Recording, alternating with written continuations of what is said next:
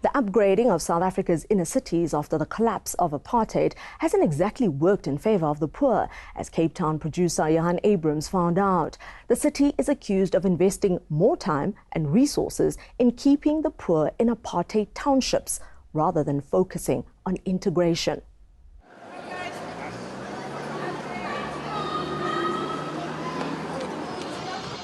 In central Cape Town, a homeless group watches a music concert from the sidelines.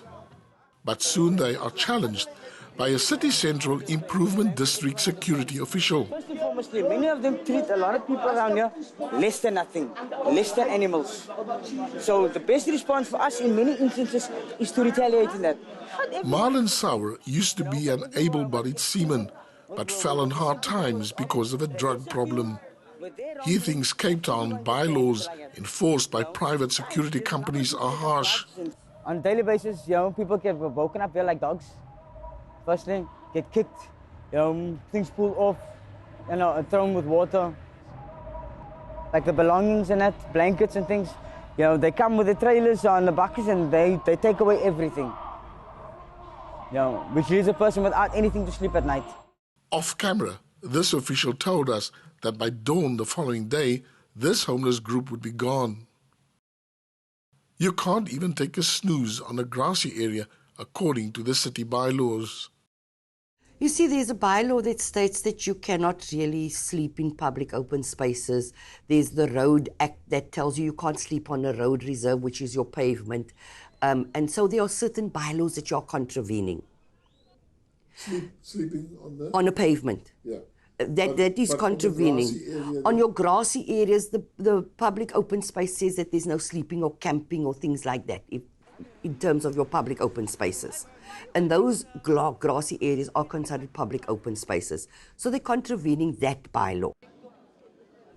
If you decide to bring your bed and leave it on the side of the road, and our cleansing department comes past, we are going to take it. It is litter. I want you to imagine if litter? It's somebody's bedding.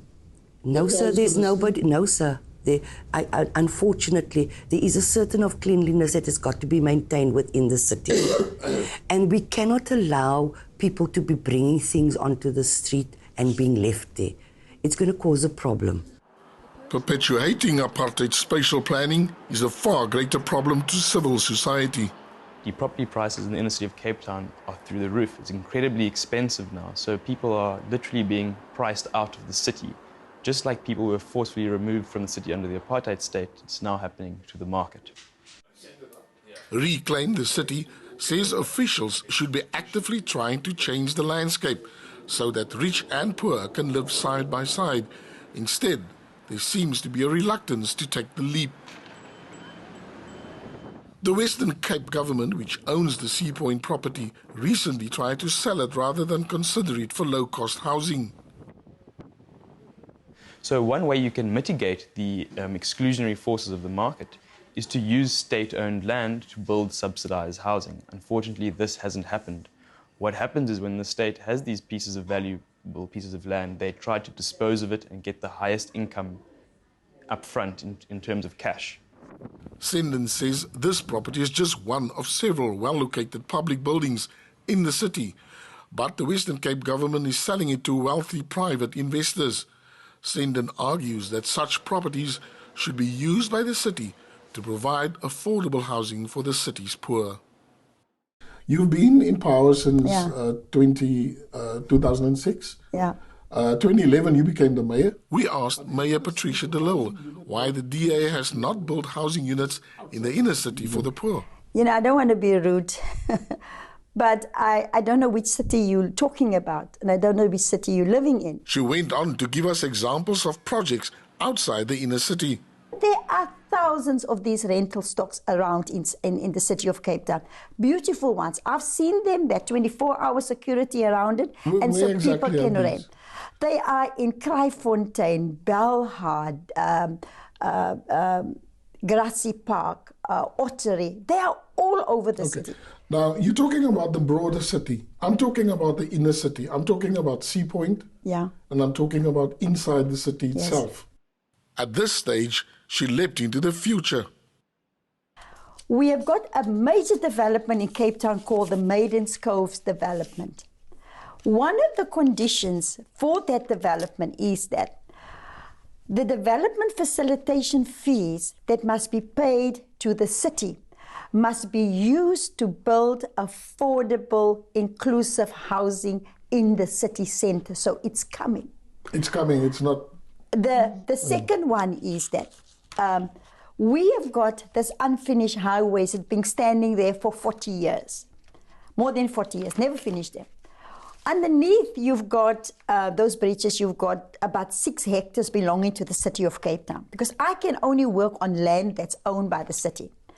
Again, we freed up that land for affordable housing. When was that freed up? No, can you just wait? We freed up that land. You have to go through a process in terms of the Municipal Finance Management Act. We have asked for people to come with ideas, including social housing, affordable housing, right here in the city centre. People have asked, there was such a massive response to this, that people have asked for a postponement until the 9th of February. And then after the 9th of February, we will then exhibit all the ideas that came in from whichever developers are interested in that land, to put it on show. We're going to do public participation. We're going to show people. So that is coming also in the near future. So nobody's going to accuse me. They can accuse people before me. Nobody's going to accuse me that I have done nothing about integrating the city of Cape Town, because the proof is there for everyone to see. It's just that we don't see what you, for instance, in Johannesburg, that they're housing in the city itself. There's a high rise and there's affordable where you pay less than 3,000 or 2,000. Yes. But that is Johannesburg. I can't speak for Johannesburg. I speak for Cape Town, what I'm doing here. So we asked what she's going to do about the spate of evictions in the city. Just in this case, it's not a matter to deal with the city. It is a private matter. You cannot spend city-owned money, ratepayers' money, on private matters. That is a private matter between a body corporate and an individual, where we can intervene as the city because we are a caring city. It's a mother with a child. All the cases we have highlighted involve children. Will the mayor pontificate and ponder or act in the best interest of the city's poor? That's all from us this week. Please do give us your feedback. Our Twitter handle is @checkpoint_eNCA and our email address checkpoint@enca.com. Thanks for watching. I'm Ngepile Mabuse.